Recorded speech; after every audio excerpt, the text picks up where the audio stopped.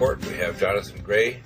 I can hear an echo there because I added him to my Skype, but yes, we can work something out in the studio end.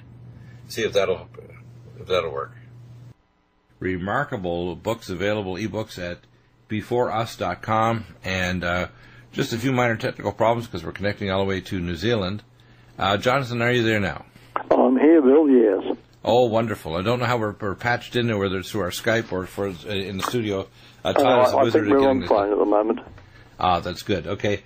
We were talking, and of course we have you on every second Wednesday on the last hour of the Genesis program, which is 2 p.m. Pacific time. That is the 5 p.m. Central Time, and 4 p.m. Central Time and 5 p.m. Eastern Time every second Wednesday. Now we would like to have you on more often here on our Rense Network program because it's important to discuss the ancient archaeology that changes our paradigm of what the nature of the world is. We had the last hour, we had Clint Richardson on my Genesis Network show talking about the corporation nation. He has a show over on Republic Radio, the nature of what humans are, and to quote the law and how it's literally subjugated humanity to a misappropriation and treating us as beasts. When you look at the ancient archaeology, it elevates man to his proper position, made in the image of the Most High God. And when we look at ancient science, astronomy, astrology, which basically were the same science, we look at the ancient underground cities and all the other discoveries that you found around the world and other discoverers, it validates the Bible, and it shows that the ancient world was much more advanced in many ways than we imagined. And it also highlights the nature of what it is to be a human being, made in the image of the Most High God. Let's talk about this book, which is Dead Man's Updates, and which chapter and topic do you want to cover today? Well, Bill, since we've got a new audience, I thought we could go right back to Dead Man's Secrets, and we can get into the basics of it so that new people can understand what we're talking about a bit more easily. That's a good idea, and then we'll continue the dialogue every couple of weeks to try to get people up to speed, and they can go back to our other archive shows as well. Yes, it makes sense, doesn't it? Yes, it does. Okay, now, as we look at physical remains and we go back to the ancient world, we see something interesting. We see the sudden appearance of civilizations worldwide in different continents. For example, there was Egypt. Egypt sprang into existence suddenly, fully developed, and that is without any transition from a primitive state that we can find, with a fantastic, ready-made society. And what we've got here, Bill, is great cities, enormous temples, pyramids of overwhelming size, colossal statues, and these statues had tremendous expressive power, very, very well done. Luxurious tunnels and tombs, and streets flanked by magnificent sculptures, perfect drainage systems, a decimal system at the very start, a ready-made writing already perfected, a well-established naming system in which every pharaoh had as many as 5 names, and some of them more, society already divided into specialist classes, and then you've got an army, a civil service, a hierarchy, minutely organized, and a court system which exhibited all the indications of well-defined precedence and form. So what we've got here is, in Egypt, in the remotest period of which there are records, Egypt shows a level of civilization which is inexplicable. Now, inexplicable unless Egypt received her heritage basically from somewhere else. So that's what we've got as a tantalizing clue hanging in the air. But It wasn't just Egypt. You take a look at Samaria. The appearance around the same time as Egypt of Sumerian civilization was also sudden. It was unexpected, comes out of nowhere.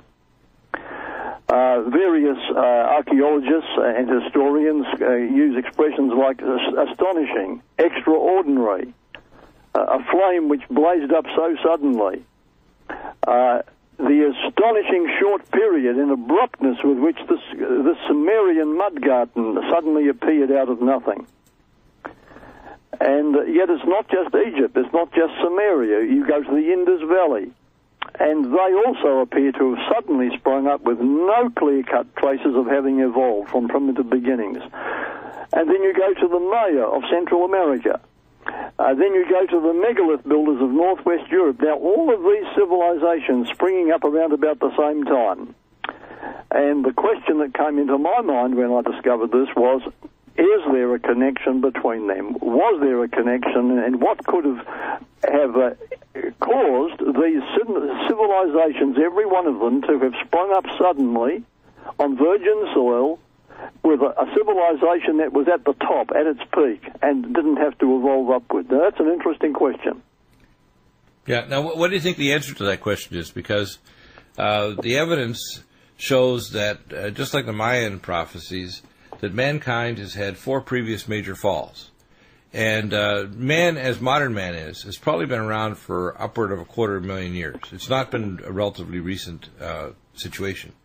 If there's any evidence, there's evidence of devolution or deterioration of man's genetics and biology and intellect, rather than, as so-called the secular agnostic and communists try to propose, evolution. What I see is the evidence shows that these ancient cultures had higher levels, like in ancient Egypt. Like Zaki Hawass tried to cover up the fact that they could not build the current temples at Giza with technology that either the Egyptians have now or we have now. There's no nation on earth could build those pyramids to the tolerance of with the stone cutting that was done in ancient times. It just is not possible even today. So. Yeah, well, Bill, the question that came into my mind as I was beginning to discover these things was, do they have a common origin? Egypt, yes. Indus Valley, the Maya, Northwest Europe, Sumeria. Right. And looking for a possible link between these instant civilizations, quite a few clues emerged. I found that symbols and hieroglyphics, identical worldwide, bore the marks of a common heritage. And likewise, systems of writing, likewise languages, similar root words or combinations beyond what would be beyond mere chance. Right. The calendars, some great similarities in buildings, customs like the burial customs, mummification, circumcision, binding babies' heads to produce an elongated skull, all sorts of things like that. These customs were common. Forms of religious observance also. And all, finally, you could add worldwide traditions of an early common heritage. Now, it's interesting that there was a Russian scientist expressed it pretty well when he said, at the basis of the oldest cultures of mankind, we must look for a single influence. We must look beyond antiquity for an X, a still unknown cultural world that set the engine we know in motion. So, a common origin does point to a worldwide civilization that was wiped out, and then the remnants gave birth to these new civilizations. Exactly. Yeah, now, that's important. So let's talk about some of those early civilizations. So according to the writings even of Aristotle, talking about this, about the fall of the Atlanteans. In fact, the so-called fall of the Minoans was actually related to King Minos, is actually the last fall of Atlantis in the eastern Mediterranean. People don't understand that the destruction of Santorini by Thera, the supervolcano underneath the oceanic floor, that destruction occurred at the same time as the fall of the Second Kingdom in Egypt and the exodus of the Hebrews. It was triggered off by events in space, which we talk about are about to recur again here in the near future. People don't know that the cataclysms were recorded by the ancient high priests that go back many thousands of years, and there's been major cataclysms that have wiped out human civilization multiple times. Well, Bill, the source of these 5 great civilizations I've been speaking of, which is earlier than the Exodus, of course, as we all agree. Right. Fortunately, there are still prints that are visible enough to read. Right. Now, the evidence fairly tumbles out, actually. There's plenty of it. Language is the first clue. It becomes apparent when we study language that the root words in almost every language had their origins in the Middle East. Right. Written signs add to the evidence.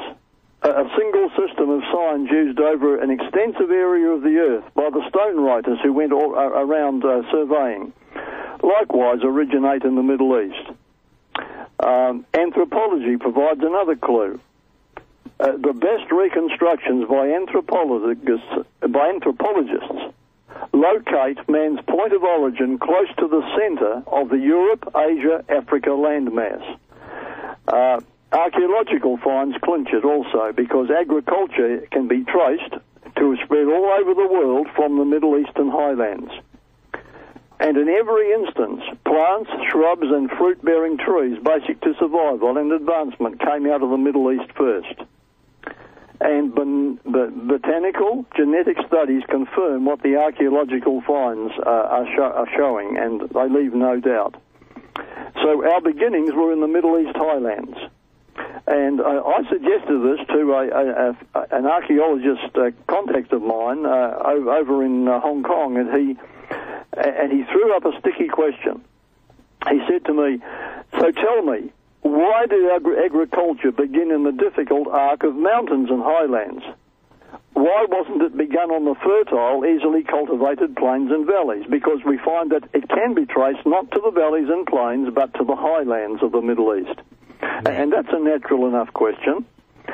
During my search, I found other scholars expressing surprise at this most odd fact. Now, the Bible gives us the answer.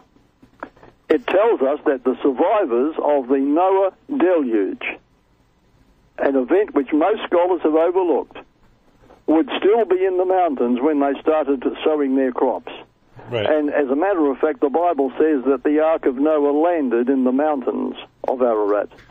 The lowlands were not yet dry enough following the global flood, and right. That's where I've pinpointed it. And if you unfold a world map, you can point out the instant civilizations are all in an arc around that area, which is dispersion point being in the region of Armenia, eastern Turkey area. So each of the first civilizations that came after this appeared suddenly, already fully developed, and a connection existed between them, and the footprints lead back to the Middle East mountains. I find that very interesting. And welcome back, and with little technical problems, Jonathan, you're back. Let's continue with our dialogue, talking about the ancient world, and of course your website is beforeus.com, and you have some most amazing, what I call Tier 1 science and ancient archaeology, and it shows that the ancient world was considerably different than what people think. It also shows there was interaction between humans and non-humans from other worlds and other, if you want to call it, dimensional planes and other parts of our galaxy that's well entrenched not only in the Bible, but the ancient book of Jasher, the book of Enoch, and other ancient books of other populations around the world. So people need to realize this is not a delusion. It's an actual fact that part of the reason for the sudden appearance of these civilizations was the transfer of technology to ancient civilizations and the creation, if you want to call it, of a lot of the cultural factors that are currently operational in our world, which is why wars and cataclysms and other things are happening, because of the, if you want to call it, the infiltration of evil into our human civilization that is very ancient. Bill, I was going along the track of the common origin of the Indus Valley. Yes, let's continue that. Northwest Europe, the Maya, Egypt, and Sumeria, which all arose within an arc. If you get a central point, you'll find that point is the Middle East, from which these all dispersed. But there was a dispersion, then a sudden proliferation of civilization in all these centers. And they had a common origin that can be easily determined. So how do we deal with such a discovery? Well, when I first discovered this, my curiosity was exploding, and I had to track down the common source of the footprints that led to these cultures. And fortunately, after thousands of years, the prints are still visible enough to read, and the evidence just fairly tumbles out. Now, the first clue is language. It's apparent that root words in almost every language have their origins in the Middle East. Written signs add to the evidence also. A single system of signs was used all over an extensive area of the earth by the stone writers who were doing survey work. And this likewise can be traced to an origin in the Middle East. Another clue comes from anthropology. The best reconstructions by anthropologists locate man's point of origin close to the centre of the Europe, Asia, Africa landmass. That takes you into the Middle East. Right. Now, archaeological finds clinch it. They show that agriculture spread all over the world from where else but the Middle East highlands. And in every instance, plants, shrubs, and fruit-bearing trees that are basic to survival and to advancement came out of the Middle East first. And if we go into botanical genetic studies, that confirms the archaeological finds and leaves no doubt. There it was, our beginnings were in the Middle East highlands. Now, I was talking about this to a friend of mine, Ed Savage, another archaeologist, when we were meeting, and the first thing he did was to throw at me a tricky question. He said, so tell me, Jonathan, why did agriculture begin in the difficult arc of mountains and highlands? Why was it not begun on the fertile, easily cultivated plains and valleys? Now, that's a pretty fair question, because all evidence points to a highland origin, not a valley plain origin. So it's a natural enough question. And other scholars have expressed surprise also that we can trace genetics, we can trace botany, we can trace agriculture, anthropology, written signs, all up to the mountain and highland areas of a certain part of the Middle East. Now, I suggested to him, have you heard of Noah's flood? He said, oh, come on, that's just a fairy story. Well, I pointed out to him that survivors of such a deluge, an event which most scholars have overlooked, would still be in the mountains. In fact, the book of Genesis in the Bible tells us that the survival vessel landed in the mountains of Ararat. And the lowlands were not yet dry enough following the global flood. And biblical sources not only point to Ararat, or shall we say Armenia, as the landing place of the flood survivors, because it's an area, not that particular mountain. That mountain didn't exist till after. But in the mountain area, and the book of Genesis is very clear about that, it landed in the mountain area. So you unfold a world map. You look at where artifacts have been discovered. You look at where every stage of difference as things change fans out. And it fans out in waves from that area. And Armenia, the dispersion point, it lies precisely in the middle. Right. So it's a rather interesting fact that each of the first civilizations appeared suddenly, already fully developed. Secondly, a connection existed between them.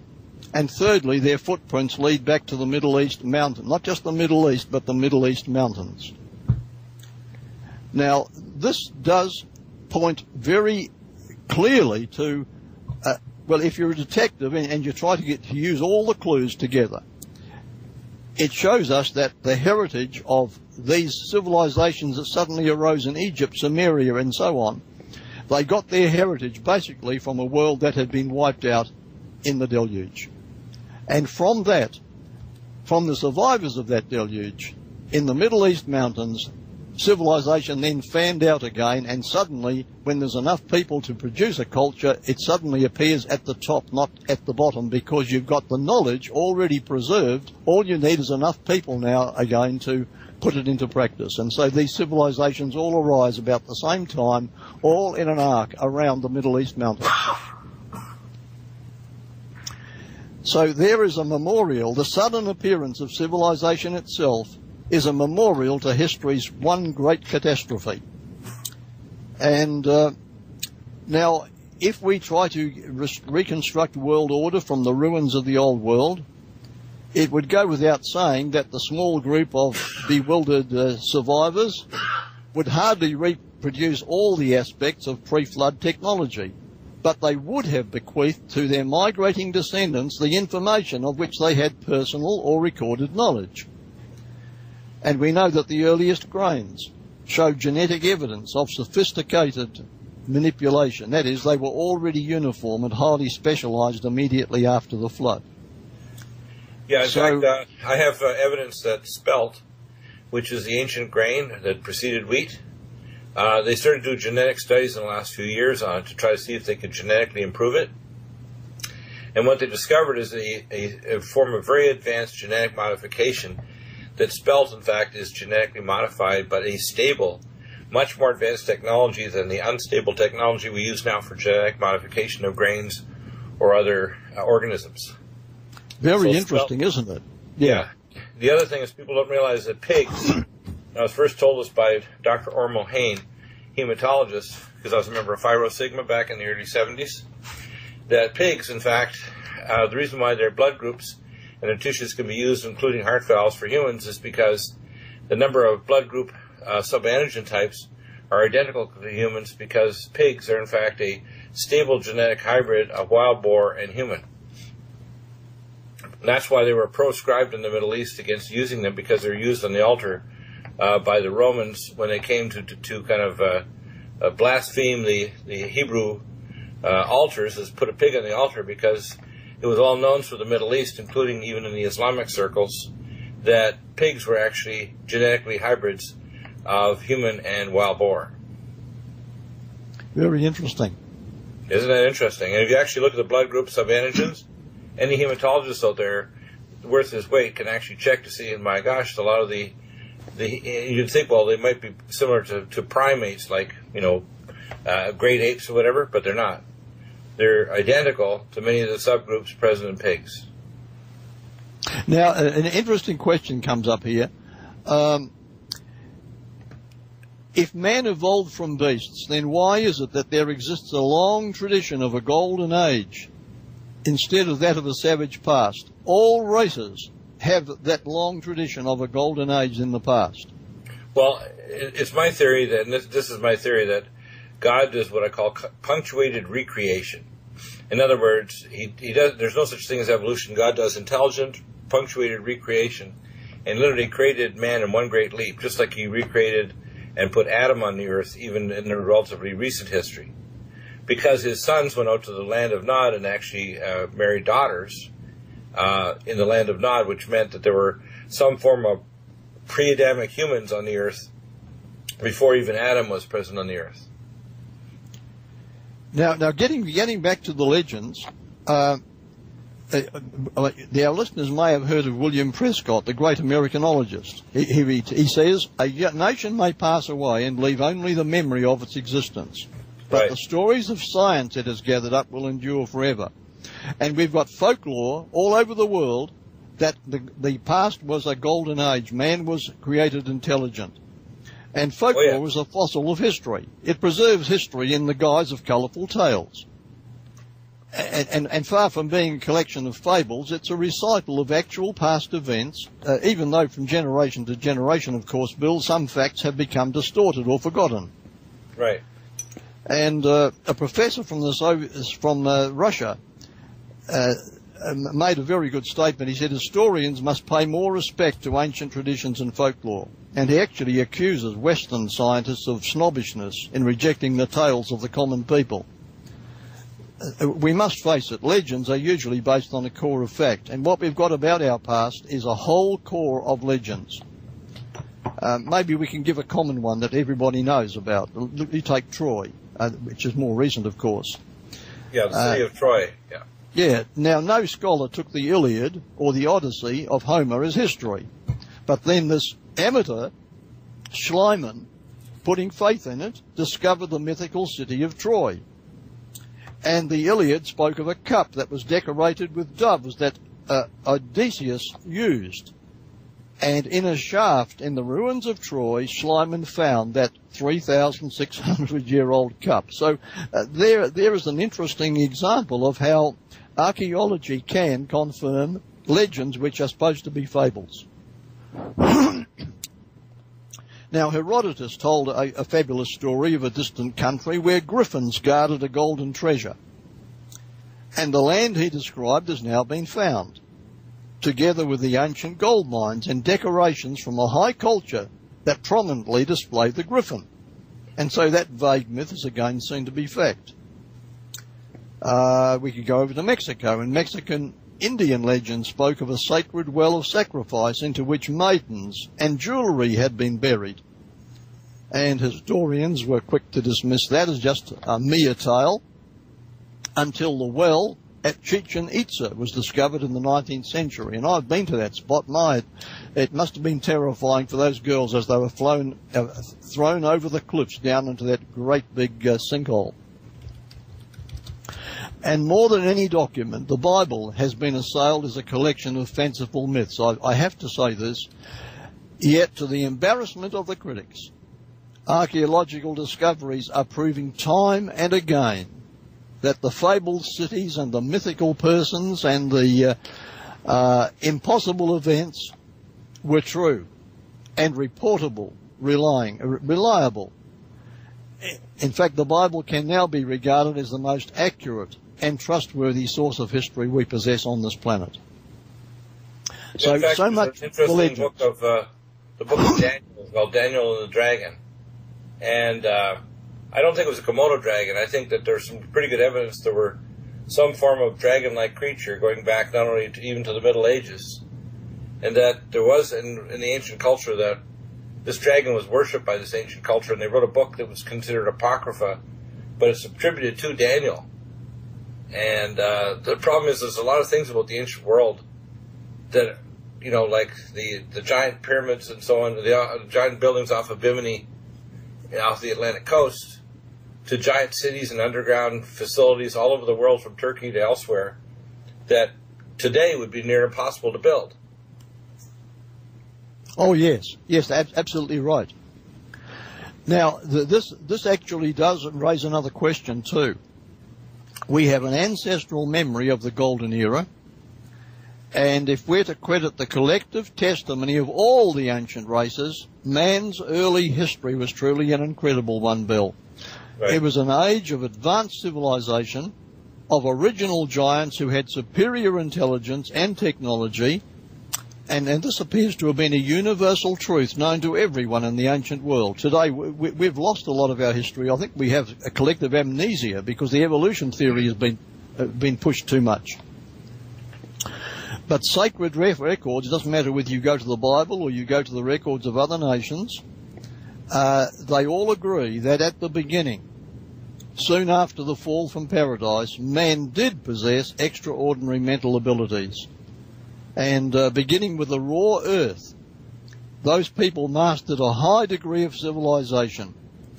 And in a short time, they were able to build cities, play complex musical instruments. The book of Genesis talks about these, and Genesis chapter 4 in particular. And they were able to build cities, play musical instruments that were very complex. They were smelting metals. And in fact, their scientific complexes were very sophisticated, and we might well wonder to what degree they further developed and refined this technology in the final few centuries before the flood struck. The remains of Noah's Ark have now been confirmed in Turkey, and there we do have sophisticated technology. There's no doubt about it. I personally handled it. I've walked over it.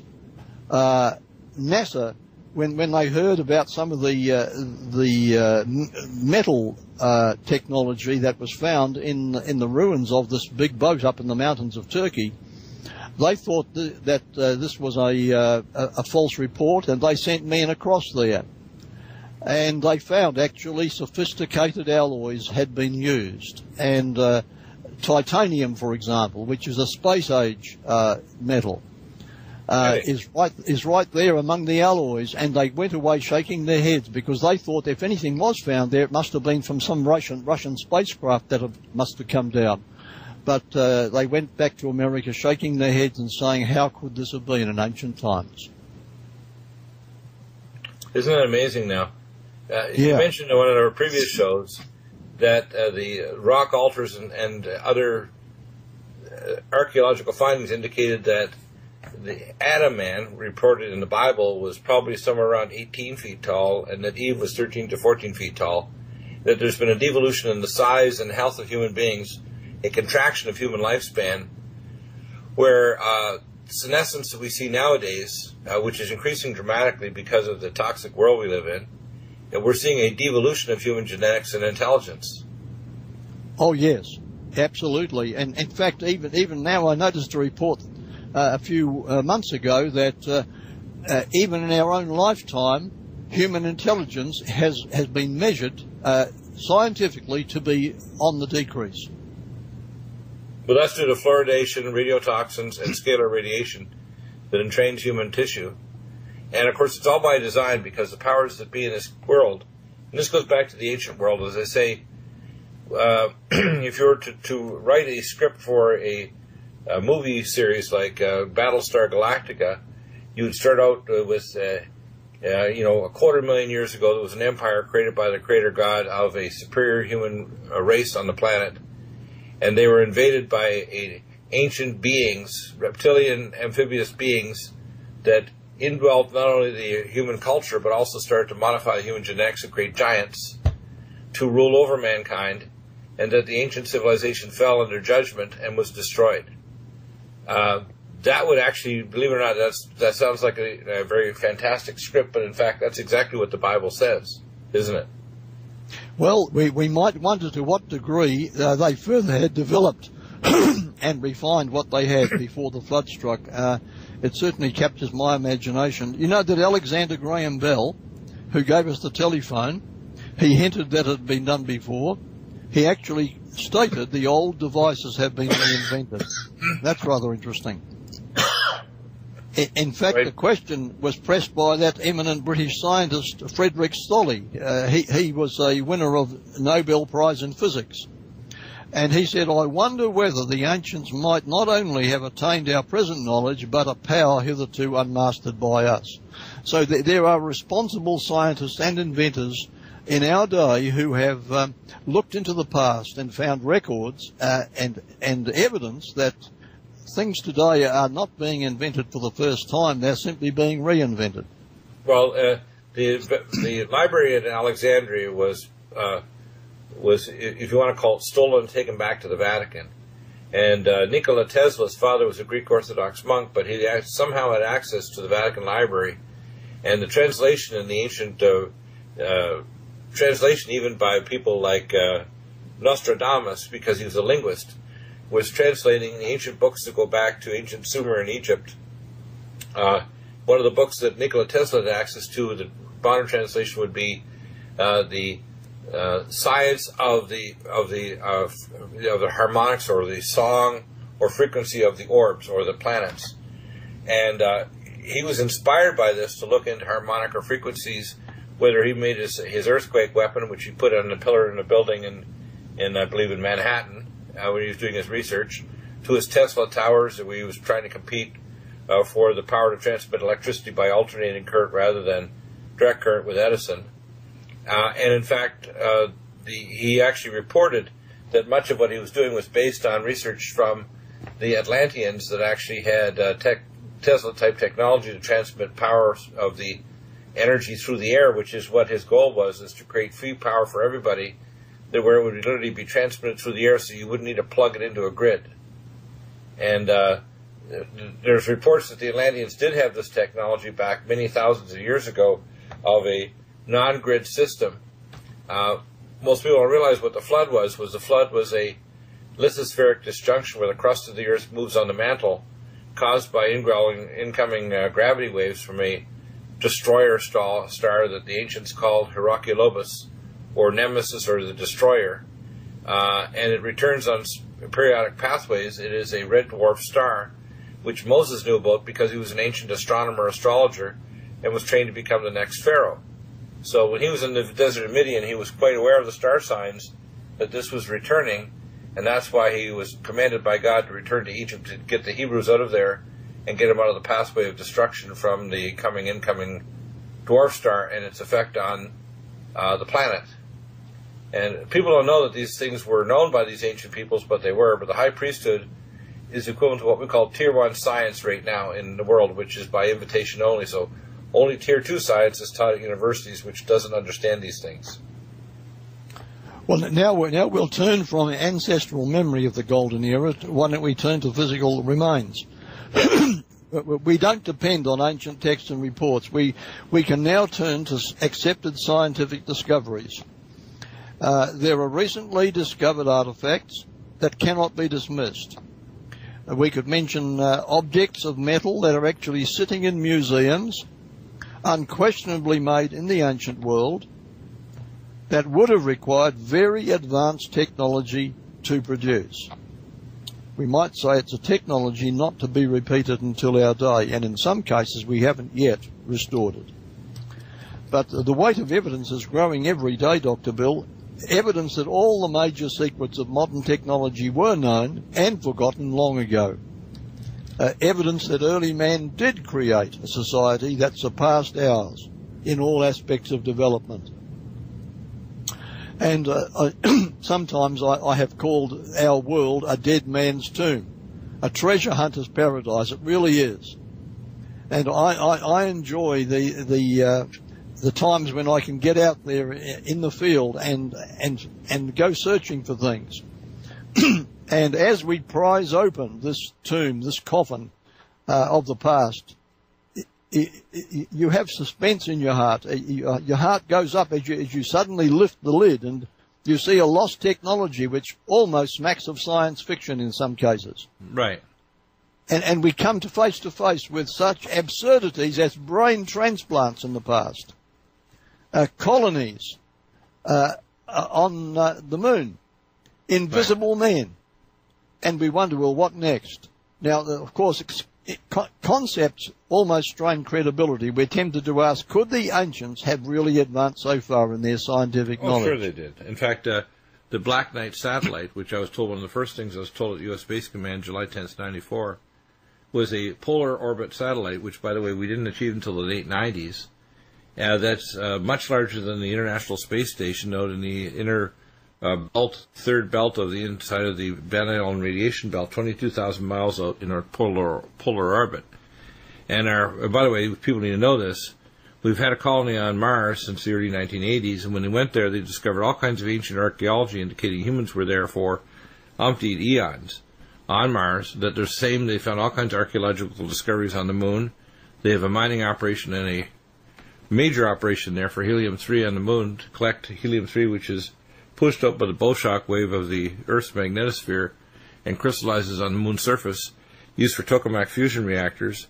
What they've done is bifurcate science, and they have exhumed ancient science and are collaborating with some of the ancient records and information and technology that are in the Vatican Library and other places, because no such agency or NSA and these other secret agencies were all collectively brought together.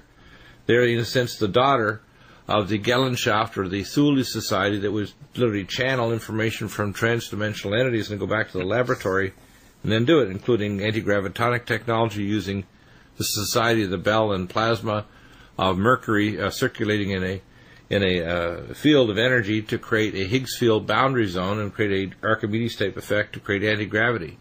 So the ancients had all kinds of advanced technology, including cathode ray tubes and other technology that we don't want to admit in our day, because it would destroy the so-called paradigm that the ancients were ancient stone hewers and were very primitive. And how did they manage to survive? Well, they couldn't have even built the Great Pyramids. In fact, Zaki Was has proved to be a scammer that could not have produced the Egyptians. Even today couldn't produce the Great Pyramid. So, and it was covered by a great quartz, you want to call it facing, with an actual gold capstone at the top, which we could not today make. No nation on earth could do those things. Oh, yes, that's absolutely right. Now, I think perhaps it wouldn't hurt for us just to wrap up how extensive this great flood was, because it really is an important event in this whole story. Right. It is stated in some ancient records that a world war was raging at the time the deluge struck.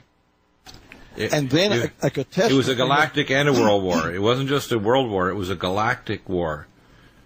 And a catastrophe of incredible magnitude intervened, which caused the world to wobble and rip the crust of the earth to shreds. And then a great flood swept the whole planet. Exactly. The planet tilted on its axis, and the pristine vapor canopy began to disintegrate. And a floodgate of rain was leashed upon the earth, and water was spewed out under great pressure, water and fire, from underneath the earth. The whole crust of the earth was torn. Right. And the primary water forces, it's called. Yeah, and cosmic forces of horrific violence became unleashed. And large land masses with their population slipped into the sea. And the surface of the entire globe became as a giant maelstrom in which continent and seas were churned up together. In fact, it's been calculated that tidal waves of 6,000 feet height swept toward the poles. And a blanket of lava and asphyxiating gases extinguished all life. And this is the cataclysm that wiped the mother civilization from the face of the earth forever. But not only were antediluvian people buried, their technological achievements were destroyed, including all form of machinery and construction. It seems quite possible that areas that were most densely populated were submerged by the sea or buried under thousands of feet of debris. In fact, it's been scientifically estimated that over 75% of the Earth's surface is sedimentary in nature, in other words, flood-laid, water-laid. And in India, it extends to 60,000 feet deep. Wow.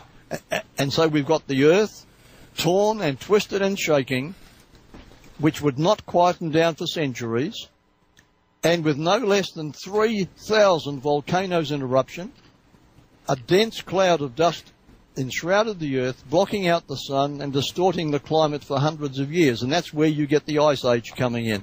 Right, you're talking about the Maunder Ice Age that was around, I think, between 13 and 12,000 years ago? Oh, no, I'm talking about something that occurred between around about 2,400 to 2,500 years ago. 4,000. Oh, you're talking about the recent one, yeah.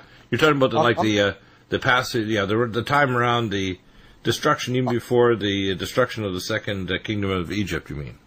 I'm talking about before Egypt arose and Samaria arose. We've got this worldwide disaster, and Noah is the hero of it, of course. Right, exactly.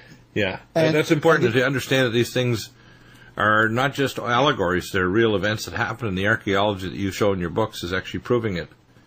Yes. And, we have over 600 individual flood traditions which actually agree on the essential points. Right. Essential points being the prior corruption of mankind, a flood warning unheeded by the masses, a survival vessel, the preservation of up to 8 people with representative animal life, the sending forth of a bird to determine the suitability of re-emerging land, the significance of the rainbow, descent from a mountain, and the repopulation of the whole earth from a single group of survivors. By the way, they all agree. Noah was perfect. Yeah, Noah was perfect in his generation. So when you look at the ancient Hebrew, what it meant is he wasn't genetically modified because all the people on earth had genes that were transferred into their human gene line from other genera, species, phyla, and organisms.